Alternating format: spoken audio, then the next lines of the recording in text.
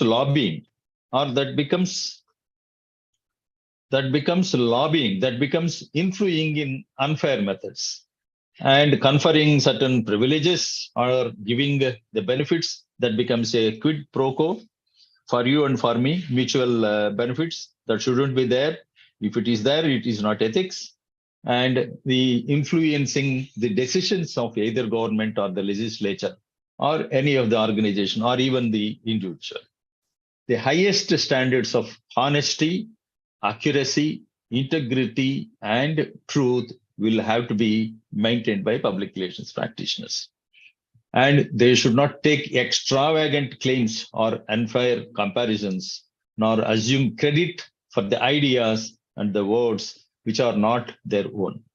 It means a PR means performance and seeking recognition. You should not seek recognition without performing. There should not be any extravagant claim. If you do something and claim a bigger thing, no, that is not public relations. Whatever you work, you try to seek recognition, because seeking recognition for the performance is a right. Otherwise, it is unethical. And then in the lesson number 11, unit number 11, we deal with the digital public relations architecture. What are the digital tools? What is the technology? How PR can use this technology, especially with the advent of information technology and all these things. So let's start with the ethics in public relations. Yes, as I told you, any discussion on the professional status of public relations necessarily begins with ethics. Adherence to a code of professional ethics separates professions from other skilled occupations. Ethical issues take an added importance because professionals with special expertise have unprecedented power over decisions that affect every aspect of the society. So what is ethics in public relations? Ethics, as we all know, it's a separate discipline. It's a separate branch, ethics. Ethics is a branch of study that deals with the proper course of action for a man. We call it ethics, principles, values, whatnot, they all put under ethics. It answers the question, ethics answers the question, what do I do? It is the study of right and wrong in human endeavors. At a more fundamental level, ethics is the method by which we categorize the values and pursue them. Ethics is concerned with how we should live our lives. These are all the ethics. What is good, what is not good, what is right, what is not right, what is conscience, what is out of conscience. All these things are dealt in ethics, and any professional will have to adhere to certain principles and values, and that itself is called ethics. Every public relations leader, as per Ivy Lee and John W. Hetchel, these are the pioneers of public relations profession in the world. They argue that public relations should act as the ethical conscience of the organization. And you may be thinking, well, wherever there is a business, what is the nonsense that ethics? Will there be any ethics? This is called business ethics. Some business may not have ethics, but in certain businesses will have ethics. Private people may resort to unethical practices in selling their products or promoting their ideas. But whenever a corporate organization, a big corporate, which seeks to get identity and reputation, an image in the public, will not so easily adopt unethical practices in selling their goods or promoting their services. That is called ethical business. Corporate social responsibility is part of ethical business. You have to remember this. A PR manager is both an advocate and an ethical counselor. So while he is an advocate, as I told you in the beginning itself, 4 years are associated with a public relations man. 4 years: an advocate, an antenna, an analyzer, an advisor. Advocate, antenna, analyzer, and advisor. What an advocate will do, he will advocate for the cause of a thing. And what PR as an advocate will do, he will endorse only ethical things, not unethical things. He is also a counselor, it means advisor, one of the four A's. He is also an advisor. He will counsel. He will counsel the management, be it government or a private sector or a public sector organization or even an NGO, even a small entrepreneurship. If he is appointed as a communication officer or a public relations man or a practitioner, he has to advocate for the cause of the organization, for the cause of the business. If the organization's aims, objectives, vision, and mission are good or ethical, otherwise, he will get away from that. Otherwise, he will try to convince the management, be it single individual or a corporate body. He will try to counsel with them, sit with them, counsel with them that this is good for you in the long run. Maybe it may fetch some money in the shorter run, but if you do this in the long run, you'll get the image, you'll get the identity, you'll get the reputation, and such other things he will try to explain. That's why that's why a public relations practitioner should get to know what is ethics in the public relations practice. Every manager will have to follow the principles of good practice like integrity, competence, transparency, avoiding conflict of interest. You know what is conflict of interest? If my daughter is studying in this course, MA JMC, I should not I should not set the question paper. I should not evaluate the answer sheets. So this is called conflict of because I have an interest. As a teacher, I am teaching. As a father, I'm father to some my son or my daughter or my relative. So if such situations arise, what is my ethics is I should not be there. You might have heard some judges saying, not before me. If he has some interest in that particular thing, tomorrow somebody will point their finger saying that he has some interest, vested interest. So opposite to vested interest is called conflict of interest. If you fear, if you apprehend that people may accuse you or point their fingers against you of some vested interest, then on the principle of on the basis of conflict of interest, you should not take part in that decision. You should not take part in that process. So this is avoiding conflict of interest and maintaining confidentiality. Confidentiality is very important because some organizations may have some trade secrets.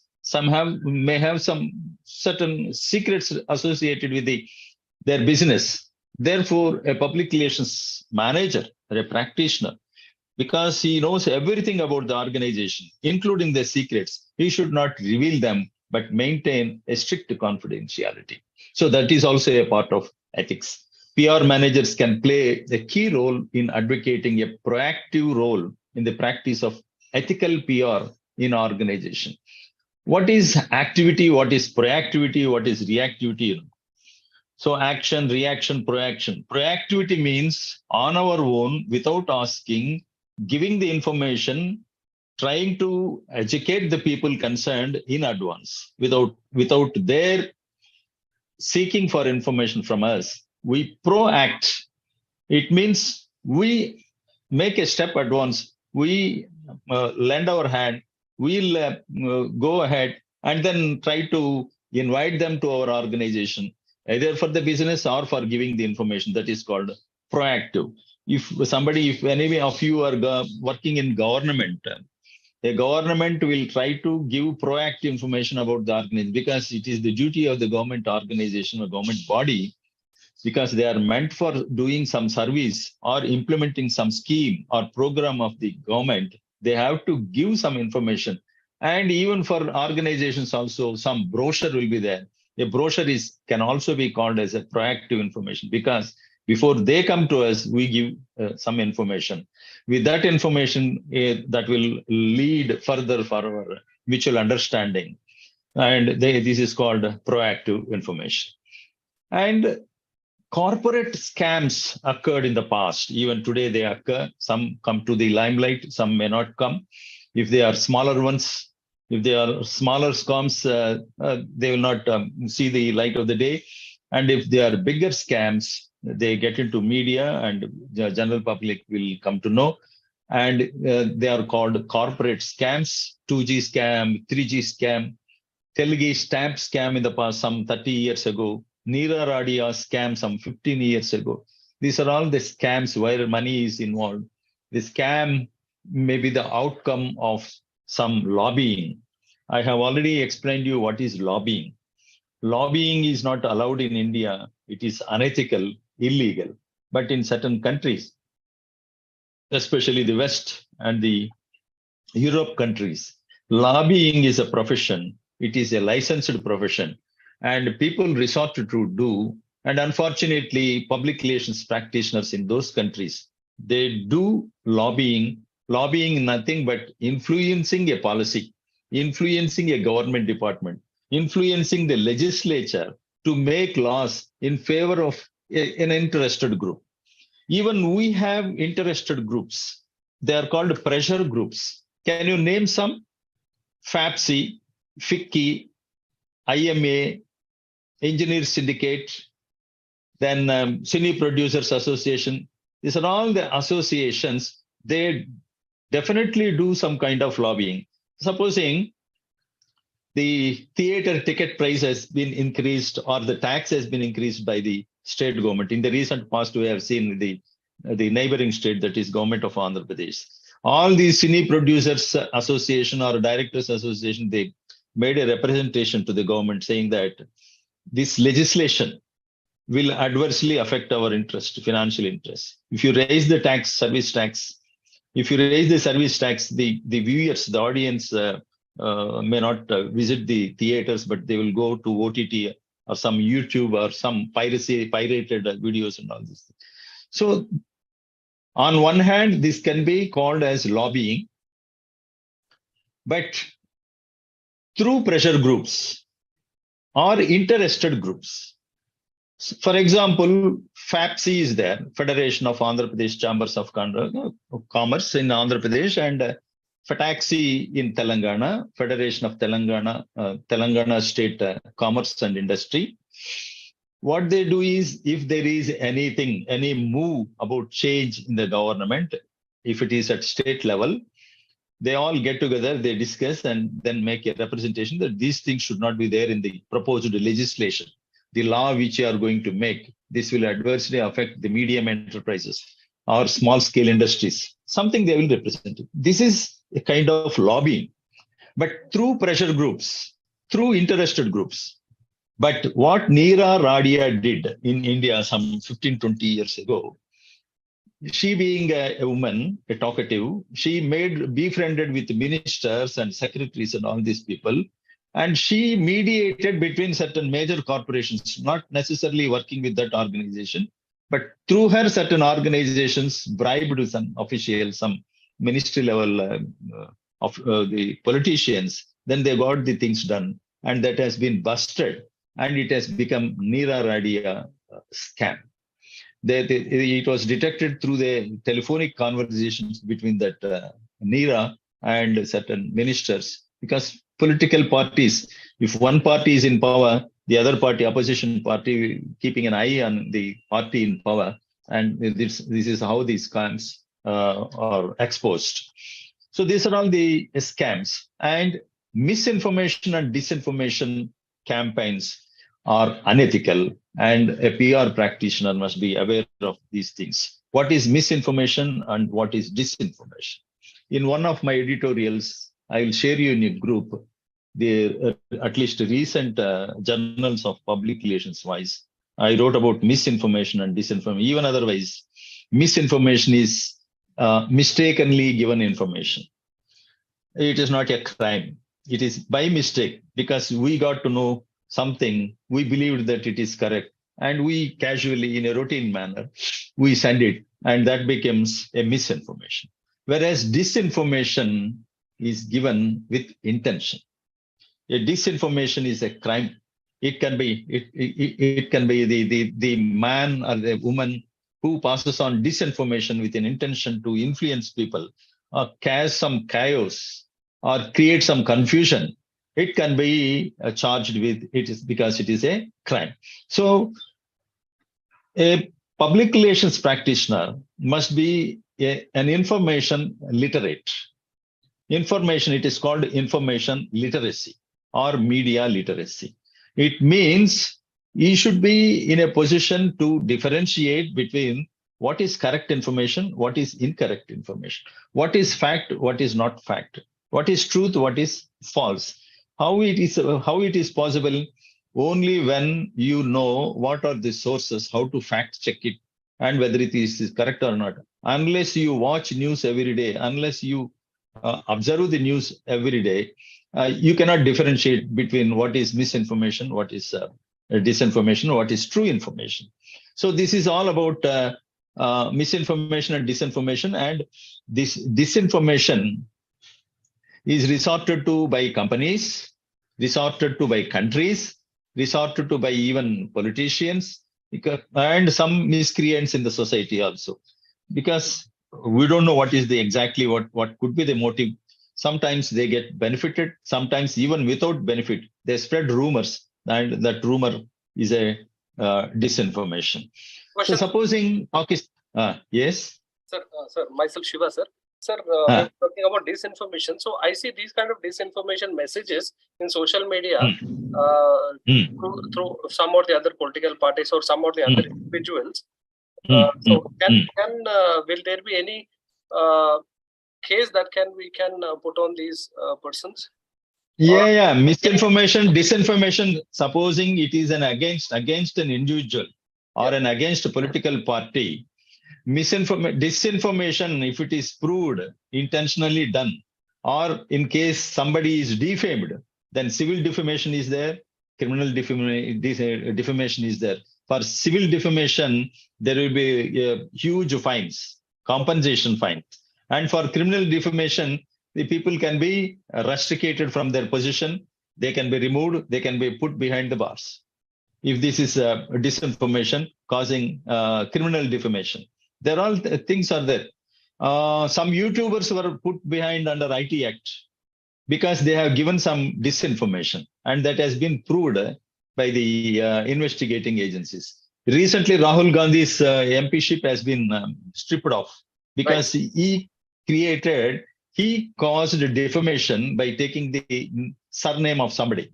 So these are all the things. Okay. In social media, this is quite common that somebody, without verifying anything, they will try to put some paid media. Social media is also there. They are called Paytm badge or something, WhatsApp University. Let us not go into all these things, but disinformation is that information which is not correct. And how to detect it is gaining the media literacy, or otherwise it is called information literacy. So if you are literate enough, literacy does not mean just how to read and how to speak and how to write. Here, the literacy means you gain a capacity, a capability on how to differentiate whether this is good, whether this is true, or whether it is false. That is called literacy, as far as information literacy and media literacy are concerned. Thank you, sir. Then there are several case studies on disinformation. Sir, yes. In the COVID time also we find disinformation. That's what. Yes, disinformation. Sometimes it is the communication overload. Infodemic. COVID has been called as infodemic because apart from being an epidemic, information has caused more, it created more chaos than the epidemic itself. So that is called infodemic. Wrong information associated with some event, something is called infodemic. Now, the need for corporate ethics. One small query, sir. A lot of times we have seen instances where people have deliberately, propagated disinformation, but try to later cover it up and say it was misinformation, it was unintentional and things like that. No, that should be proved.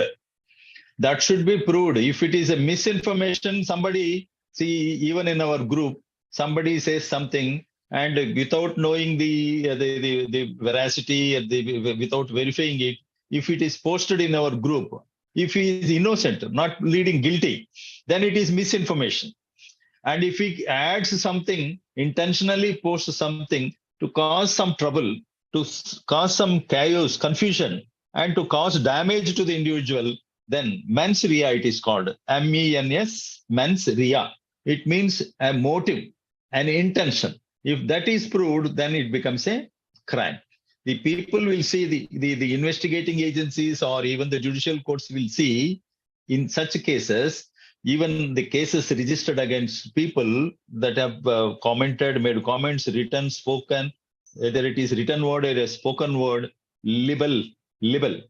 It is called libel also. Defamation is also called libel. So unless it is proved, he cannot be punished. You will get to know whether it is intentionally done or unintentionally in a routine manner done. If it is mistakenly done, that is misinformation. If it is intentionally done, that is disinformation.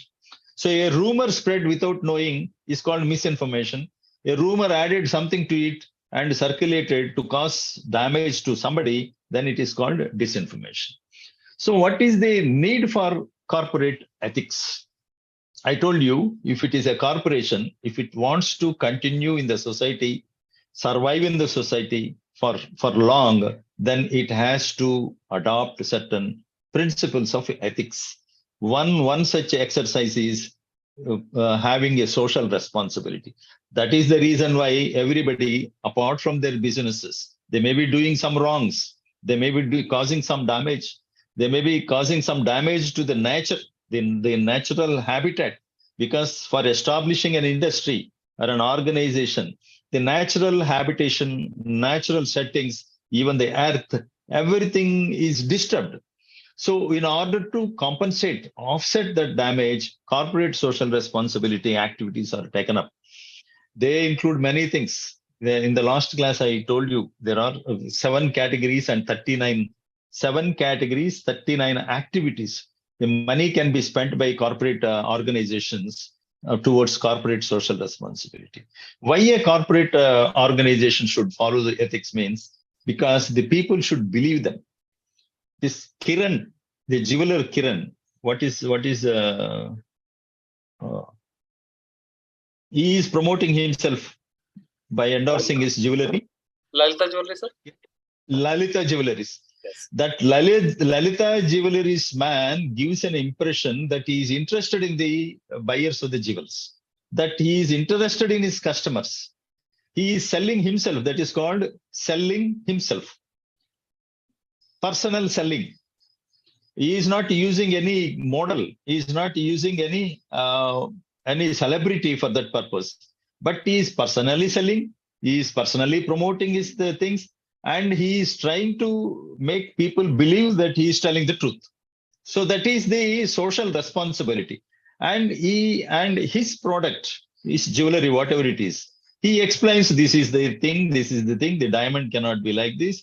The VA charges and another charges cannot, the 2 charges cannot be there, only 1 charge is enough. These are all the trade secrets I am telling you. And by telling all these things, he is trying to coming close to the customers, prospective buyers also.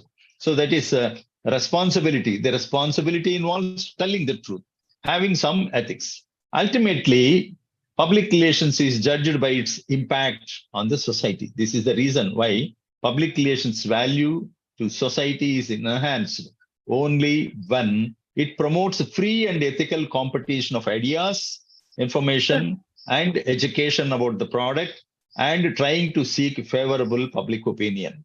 If it reveals the sources, yes. Sir, Kiran from Lalita Jewelries, is he telling truth or what is he telling? I'm not able to understand. See, he is telling that you come here, you take the pro forma invoice or some chit. You go that place, this place, this place. That is one thing he is trying to make people believe in terms of price.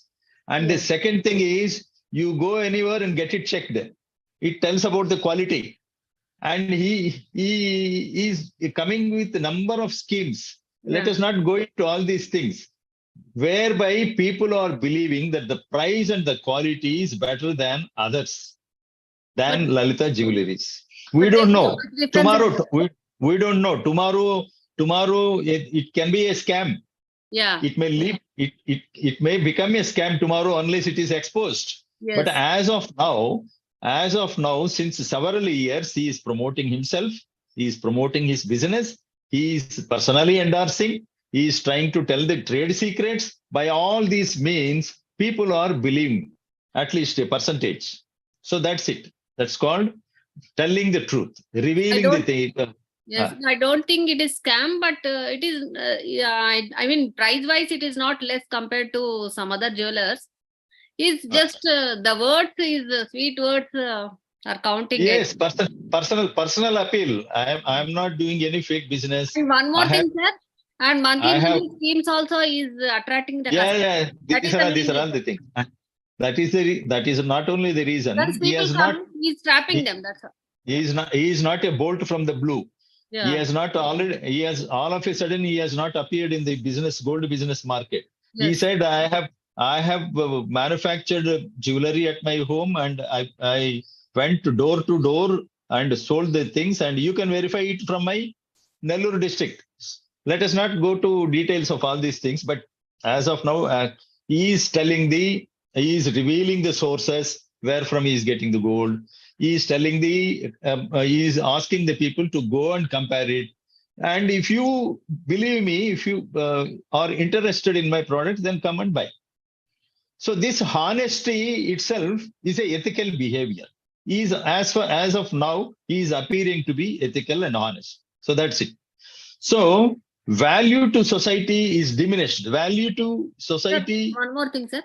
Number of advertisements also attracts customers because daily I see some other plantation. That is that. Yeah, this Real that estate also some people are coming by in themselves and that, telling something. that's what this is called. Daily This is seeing them called will get into the trap or something yes, like that. yes. This is called consistency in communication. Consistency means repeated communication must be there. Advertising uses this principle, consistency in communication, not just like a government advertisement occasionally. They spend money, and advertising means to drawing attention. But in advertising, we cannot assure whether there is ethics or not, whether there is truth or not.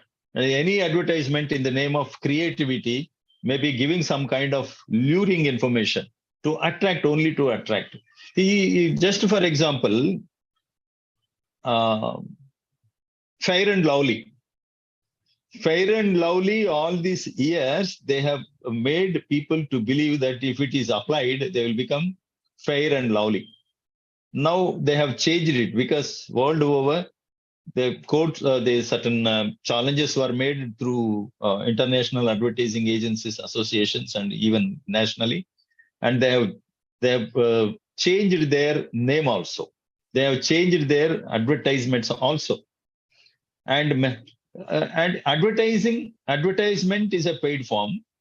It is only to draw the attention of the people. Thereafter, it depends upon the quality of the product and the reputation of the organization which is giving out.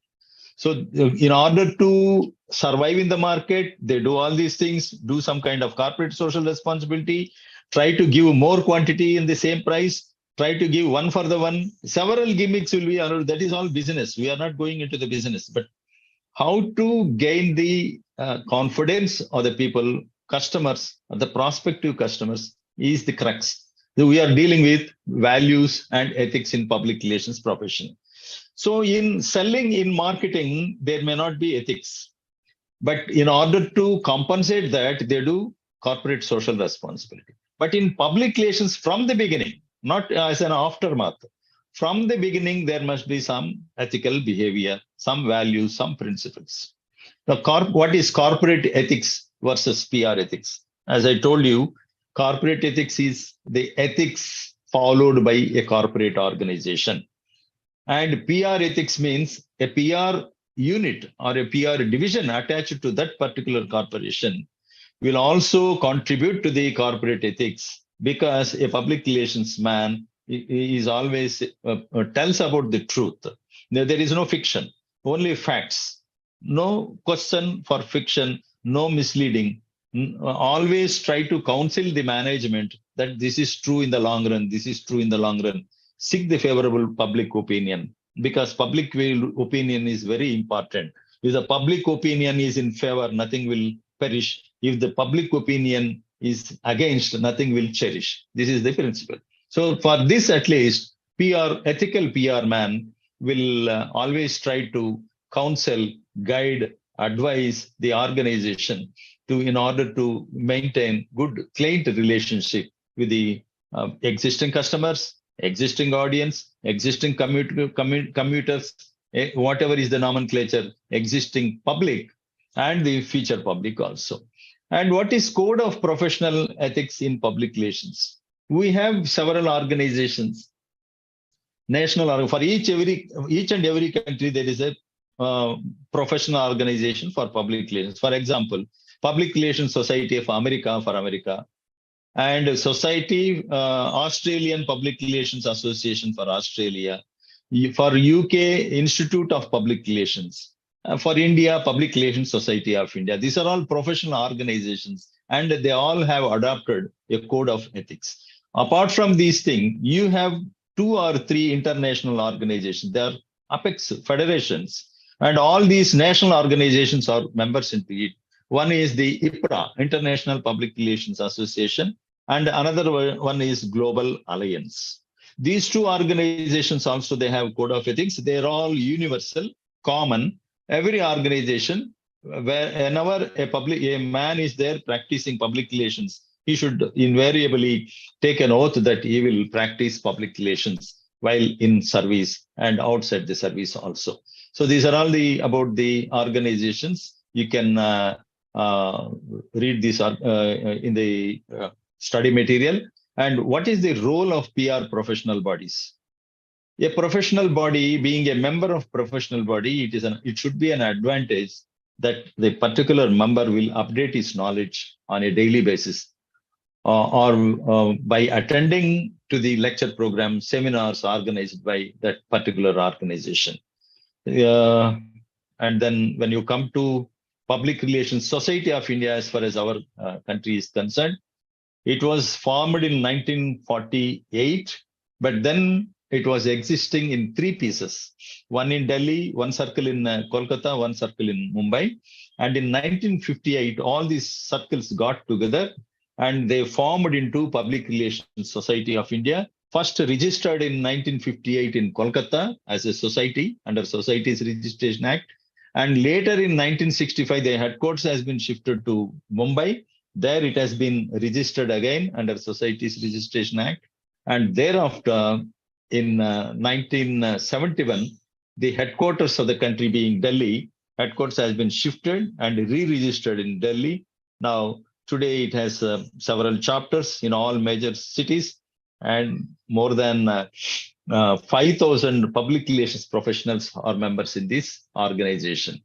Fortunately, I was chairman of Andhra Pradesh chapter in 2000-2001, and then I was national vice president for southern states.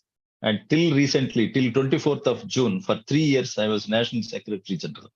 Now I am its legal advisor. So this is one organization. It's a 77-year-old organization. And there is another organization called PRCI, Public Relations Council of India.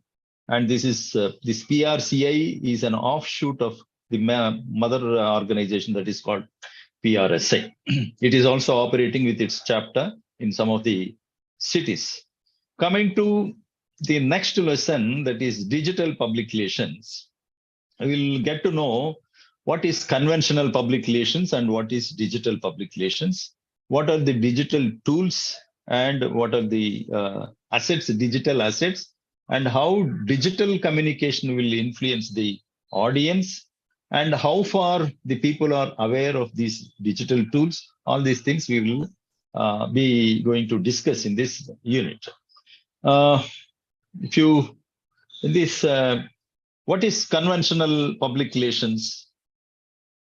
What is the media, conventional media? conventional media is print and electronic.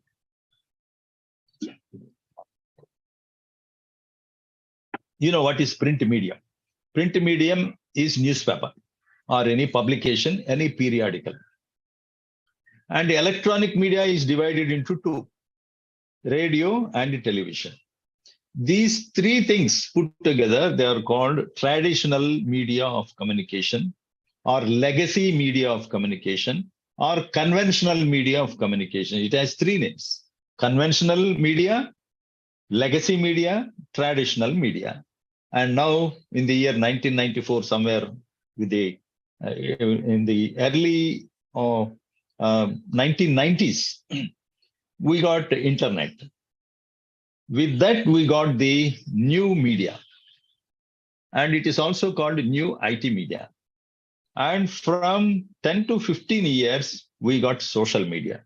Social media components are YouTube, blogs, and several other apps, including our today's WhatsApp, Insta, Twitter, all these things. There are several tools of communication handled by general public.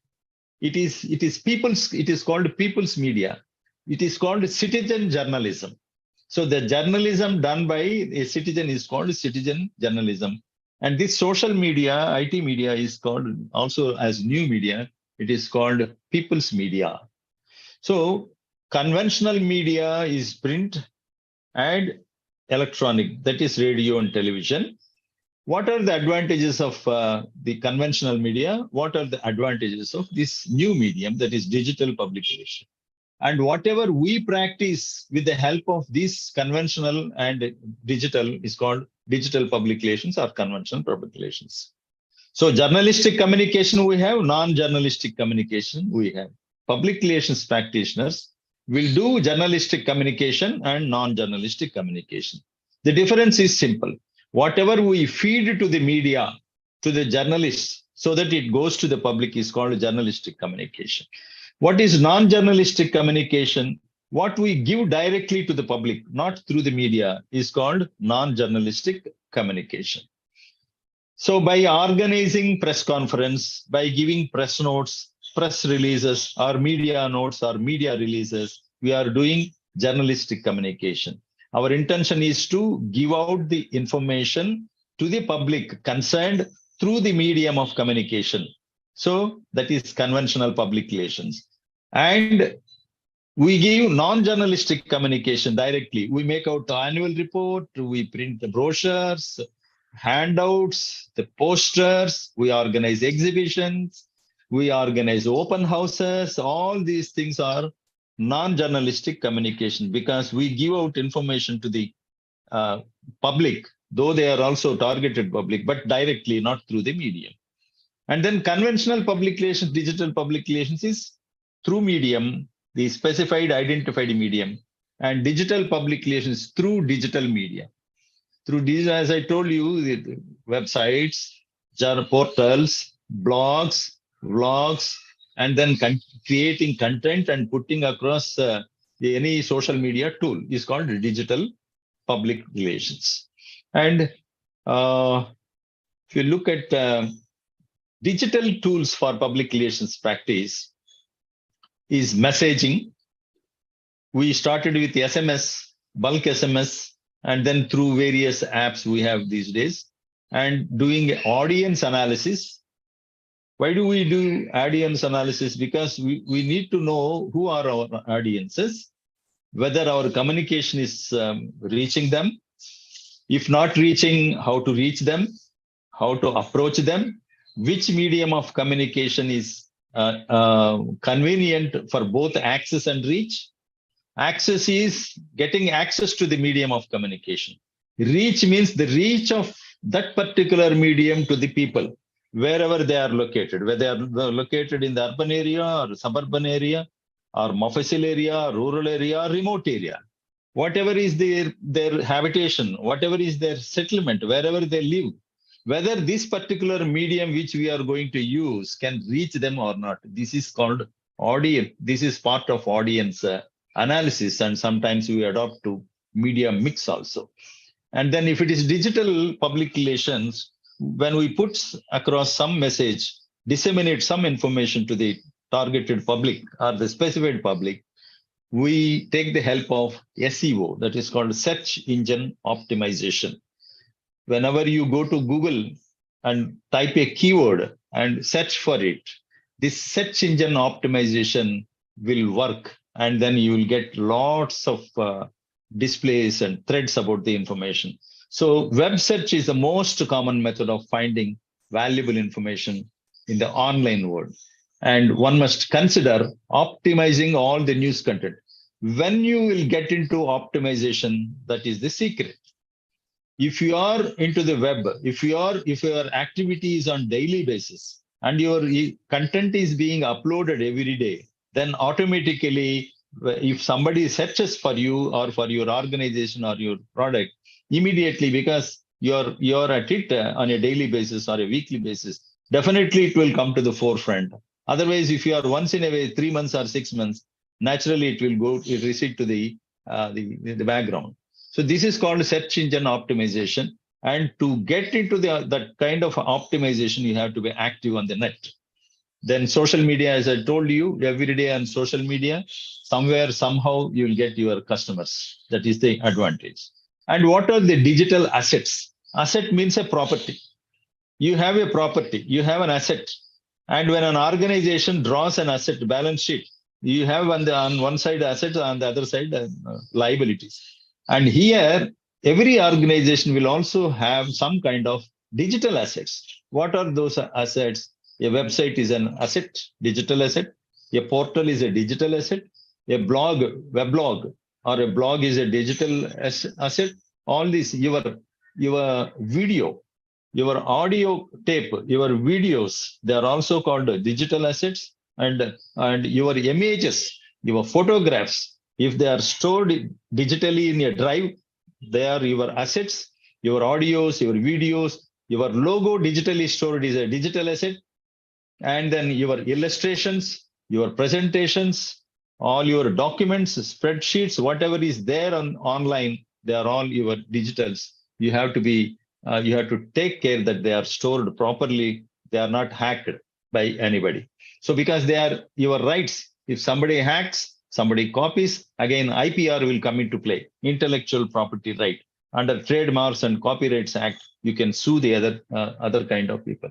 And mind you, you being a public relations journalists and public relations practitioners studying JNC, you should know what are the media laws. Media is regulated by certain laws.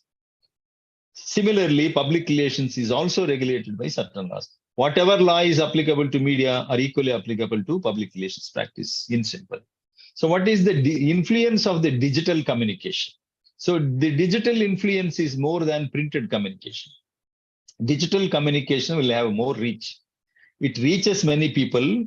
It determines how far the information will travel across the social universe, and it will have the relevance. It determines the context or situation instantly. The very advantage of digital communication is instant communication. For you to get your news published in a newspaper or get broadcast in a radio or a television, you have to send some information that has to be edited, that has to be converted into a product or an event or a program or a telecastable thing. And then it takes, if it is a newspaper, either in the evening, if it is an evening edition, and the next day in the morning, if it is a morning edition, and then radio or television according to their schedules, whether it is evening or morning or any time, but not happen instantly. Whereas in digital communication, if you are using a social media or an event tube, the moment you upload it, you'll get visibility. So then these are all the advantages of digital communication, and people get to know about all these things instantly, provided they are also on the same lines. Provided they see, provided they see the WhatsApp, provided they see the internet, provided they are in the Facebook, provided they are in watching YouTube. Otherwise, what is better is, this is the reason why you have to select the media. Which media is to be selected for which type of people, for what kind of information. This is media selection and sometimes media mix also. Then besides these tools, you can also use the following digital medium to increase awareness of your brand. Podcasts as against narrowcast and broadcast, maintaining media relations, online newsrooms and press rooms. Suppose you have a portal or a website, you create a newsroom there and you keep on put your daily news onto that. You cannot give a press release, physically a copy, and it cannot be sent across. You need not send them. And journalists, if they are habituated to see your portal, they can find your organization's news in the newsroom or the press room of your website only. They will collect your information. According to their newsworthiness, it will get covered. It gets covered. So media webinars you can organize with the interested people. You can also invite journalists or media tours. Media tour. What is media tour? Media visits. Asking people to come to you for giving out information is press conference. But taking media people to a place, to a project, to an event, to a place located at other than your office, then it becomes a media tour. And media email list. You have to maintain a list of all the media representatives, journalists, staffers, including the smallest category, that is stringers. Then you can, if you can maintain an up-to-date media email list, you can send across the information instantly. Then content development and marketing. Content is more important. So if the content is not good, so whatever is this Lalita Jewelry's Kiran Jain tells, if people do not satisfy with the quality of the gold, the value added to the jewelry, people will not believe. So that kind of thing will have to be created in the minds of the people, and that leads to brand loyalty. What is brand loyalty? I am loyal to Indian cars only. I don't have any other car. I have not bought any car, not used any car except one car long ago. That was the gift of my, suppose I'm telling you, one Ford car. From the beginning, Maruti or Mahindra or Tata. So I am loyal. I am loyal to Indian brands. I don't know. I used only telephones department, P&T. I have not used anything. I used only BSNL in the beginning because BSNL mobile phones, BSNL connectivity is not good. My loyalty has shifted. That is not a true loyalty. We are discussing about that brand loyalty. Brand loyalty can be explained as the commitment of a customer in buying or promoting one particular brand of products that they will purchase, even if the prices are higher or even any other options exist. So that is called brand loyalty. And in brand loyalty, there are two kinds of loyalties. One is true brand loyalty. So whatever is the price, whatever is the size, whatever is the shape, I am addicted. I am obsessed with that particular brand. So I keep on buying that one after the other, one of that. Lifebuoy is is the soap that I like. So whatever is its price, whatever is its shape, whatever is its alternatives are available, I will not go to them, but I keep on buy the Lifebuoy soap only. So I have brand loyalty towards Lifebuoy. But supposing they have stopped, their supply is less, they have changed the smell entirely, which I don't like, then my loyalty is not to true brand loyalty, but spurious loyalty. This brand loyalty is to be created in the minds of the customers. How? This is by your consistency, your communication. You have to retain your customer. You have to retain your audience. So that they become true brand loyal to your product or service, and not the spurious loyalty people. Then factors influencing brand loyalty is perception, expectation, and experience. For example, a consumer has a good perception about the brand because of the quality of the products used.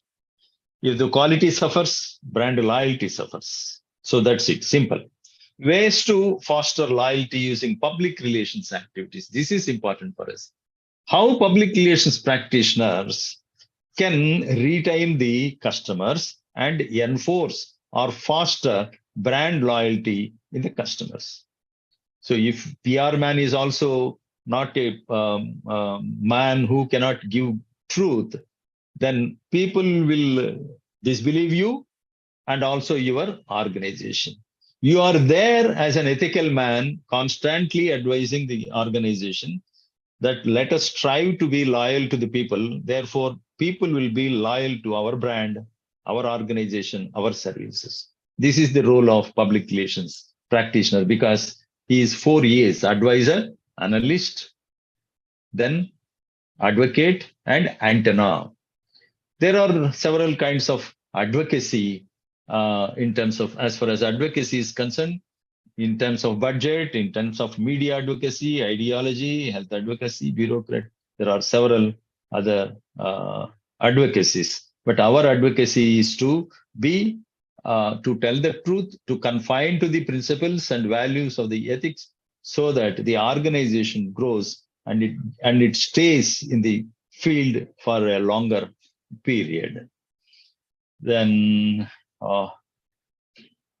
though most of the public relations activities are connected with the media, organizations carry out public relations activities for non-journalistic audiences as well. And those activities are called convey the information, that is dissemination of information, monitoring the information that we are giving out, monitoring the information that is being talked about, that is about our organization in the general scenario, product, how to promote the product, develop the goodwill at the same time, project a good image as a responsible organization, support an event or cause as part of the corporate social responsibility or your individual social responsibility, and trying to keep up the image in the public and then restore public image also. So this is all about digital public relations. And with this, we can, I think, it is already 2:33, just one or two questions we can answer, attend. Any questions?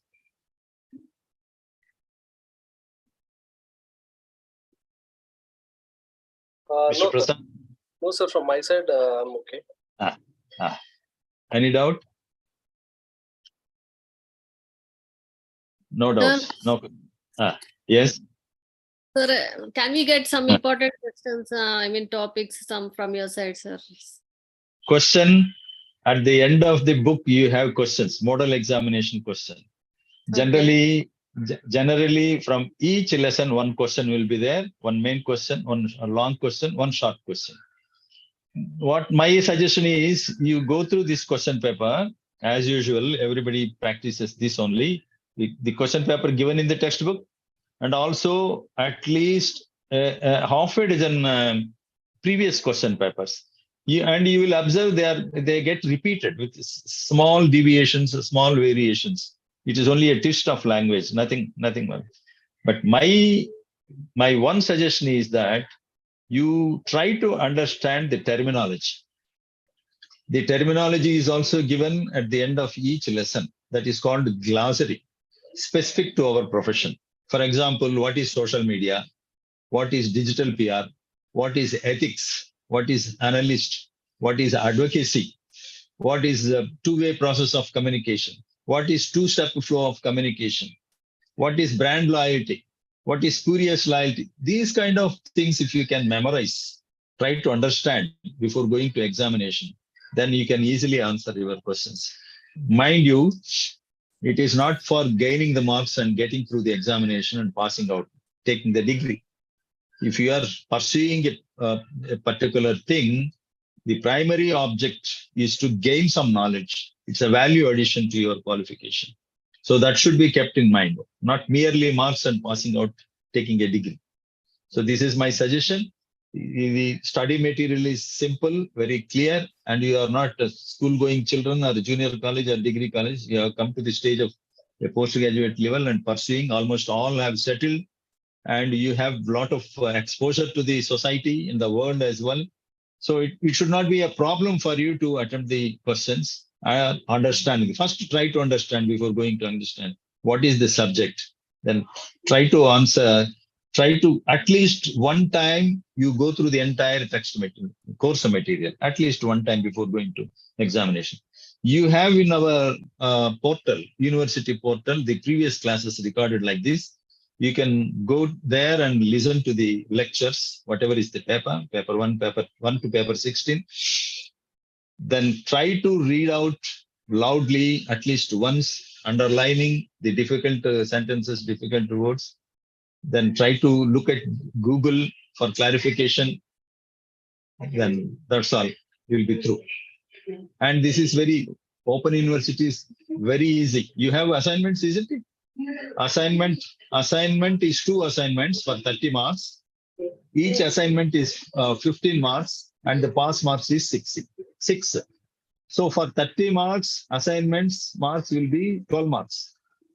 And what in the main examination is for 70 marks, you will have to have only 28 marks. This 28 marks and this 12 marks put together is 40 marks in the pass. In some of the universities, the pass marks is 50. Yeah, far, far better than the other universities. This I can tell. Okay? Sir, one question, sir. Good morning. Yes. Sir, what Who is is the this? secret? I'm Dr. Shanti. Tell me, please. Sir, what is the Tell. secret of your success, sir? My consistency.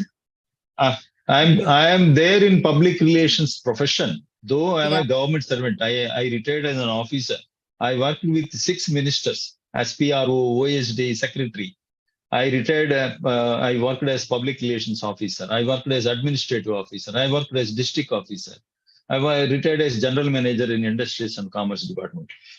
Though I am in government servant, I associated myself with a professional organization. Though I started my career as a journalist, initially for 3 years I worked with Indian Express. Thereafter I joined state government here. But the moment I joined state government, I am associated with the Public Relations Society of India because it is a professional organization. And I am teaching public relations since 89. Okay. Not even a single break. I am there everywhere as a functionary in public relations professional body. And I worked in government in various organizations in various capacities. And I have at least 10 degrees, 5 PG degrees and 5 postgraduate diplomas. And I have not stopped learning. So process of learning is a continuous thing. As somebody said, Mark Twain, I believe. My education began when my schooling ended. My education began when my schooling ended. Schooling does not mean school, junior college, degree college, or university. Schooling means a conventional process of learning in an educational institution is called education. Schooling is that. So my education began when my schooling ending means even after college, while doing service, whatever you are, even after retirement also, you should keep on learning things. So that makes you a successful man. That makes you gives you some kind of perfection. Now I can proudly say I am an authority on public relations. So to become an authority on public relations, you will have to have both experience and also the expertise, and parallelly updating yourself on a daily basis. Okay, I was a functionary of PRSI. Now I am a legal advisor to PRSI because I am also into legal profession. So I am not telling you that you should go horizontally. Horizontal growth is not necessary. Vertical growth is enough for you to continue in one line. You have patience, you have time, grow yourself horizontally also. No problem. Okay. Thank you. What else? Sir, sir, I had a query. You brought out a very important element where you said that public relations is all about creating that credibility and belief in the reader. However, we do. I was wondering. One is in terms of a lot of individual perception. People believe the other way around, which is actually kind of, it's a dichotomy, but they believe that advertising is more factual and PR is more about exaggeration of news, or whatever the content is. So what do you think about it, sir? Generally, a public relations man being an ethical man, public relations profession is founded on telling the facts based on truth. A mythbuster. Public relations man must be a mythbuster. For that, he should be a literate himself. Media literacy, information literacy he should possess. Unless you know what is what, you cannot bust the myth. People perceptions will be there. Perceptions depend upon individual backgrounds. They are called individual perceptions. Supposing one stimuli is given to 10 people, the same stimuli is misunderstood variously by, suppose I draw a curvature line on the board, on the blackboard.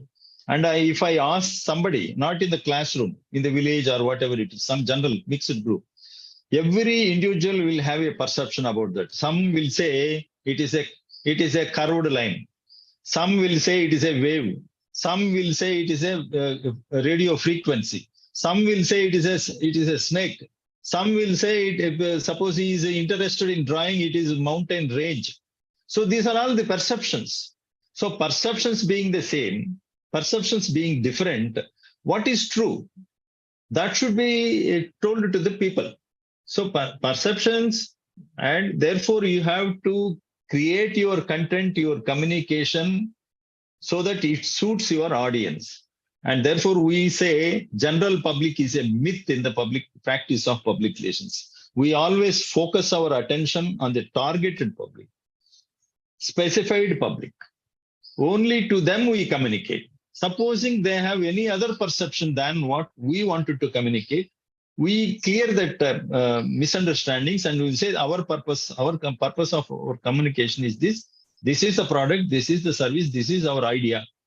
So try to understand. If he is not able to understand, it is our responsibility to clear the doubt. Therefore, we give out proactive information. Therefore, we be in communication with them constantly, clearing their doubts. Whether it is business, whether it is service, if one public relations practitioner is attached to that organization, it is the duty of that particular man, because he is the communicator. He should communicate. He is not merely a communicator, whatever is, it comes to him. You are a public relations man, your communication ought to be different from. You are a human engineer, not a social engineer. So media does the social engineering, whereas a public relations practitioner will do the human engineering. Persuasion, convincing, trying to convince only by telling the truth, not by any other thing. So this is the job. This is the profession of public relations. Anything? Sure, sir. Thank you so much. Okay. Thank you so much. All the best for your examinations. If you have any doubt, I am in the group. My number is there. You can contact me. Okay. And my request is get yourself associated if you are interested. If you are interested with Public Relations Society of India, which is a professional organization, it organizes programs, and many of our teachers, our coordinators, Mr. Giri, Mr. Sunil, Sujata Madam, all these are the members, including Fatima ji. They're all members of Public Relations Society of India. I'm not canvassing that. This is not a commercial activity. I am asking you to associate with, to gain some knowledge, public relations. Because public relations knowledge helps not only for public relations practice, it also helps for you to communicate, to write to newspaper, to write articles, to contribute something to some other. Okay. How to get in, sir? How to, any procedure like that? It is there, the membership application. I will post it in the group again. Okay. Our group, WhatsApp group, you can get into.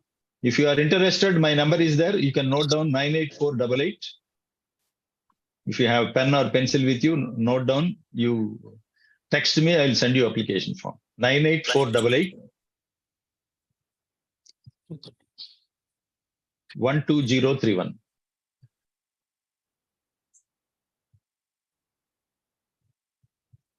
98488 12031. My name is Babji. Why Babji? You can Babji, Google sir. my name. You can Google my name. You'll get in all information. Babji sir was great professor. Who is that? Srinivas Prasad sir. Thank you for the compliment, Srinivas. Okay, Thank sir. you so Thanks, much. sir. Because today One Thank- last small thank- point, last class sorry, about tourism. interrupting. When you were asked what is the secret of your success, you mentioned consistency. Consistency. But I would like to add passion for the subject too. I think that clearly comes through, in the way you communicate about public relations. Yeah, there are so Passion for the many subject. things. Suppose I'm teaching. I'm passionate towards teaching. Though I'm an officer, gazetted officer, class 1 officer, all through my 32 year service. Why I should teach? I have enough money. I get enough of salary and other perks. But I am passionate. I'm a passionate teacher. I'm associated with not only this university, Usmania University, SV University, other universities, other regional training institute of Prasar Bharati, Mari Channa Reddy HRD institution, Transport Academy, various other organizations. Because I have a passion to teach, to give out some knowledge that I have. So that keeps you, once you become a consistency means repeatedly doing the same thing. So it gives rolling stone gathers no mass. You have to be there with consistency and try to learn things. So that gives you every other thing. All other qualities will be attributed to you. So water can cut a stone. Water at a pressure through a nozzle, if it can be sent, it can cut rocks, it can cut diamonds. And that is called consistency. Because there is a consistency in its flow, in its pressure. Okay? Yes, sir. Sir, Babji sir. Right. Sir, Yes. I want to say Tell one me. thing, sir. I want to give a small compliment for you, sir. Chappan. In my school, inter, degree, and PG, Hmm. one memorable day I got it, sir. In Ekkadandi? the first class, when we are in offline class, Hmm. we have taken tea, sir. Very nice. That is my memorable day. Because of Thank you, you, all, thank with all students, that too. Thanks, and in my kind of teaching is two-way, not one way. Very good, sir. It's very, very Interactive. fantastic and excellent, sir. I think that may be the reason I got Best Teacher Award in the year 2000 itself through sir. Karanam Ramchandra Rao Garu, then Higher Education Minister. It's my memory. Yes, sir. Once again, congratulations, sir. Once again, congratulations. Thank you so much. Thank you so much. Namaste. All Namaste, the best. sir. All the best. No, thank you. Chalo, I will.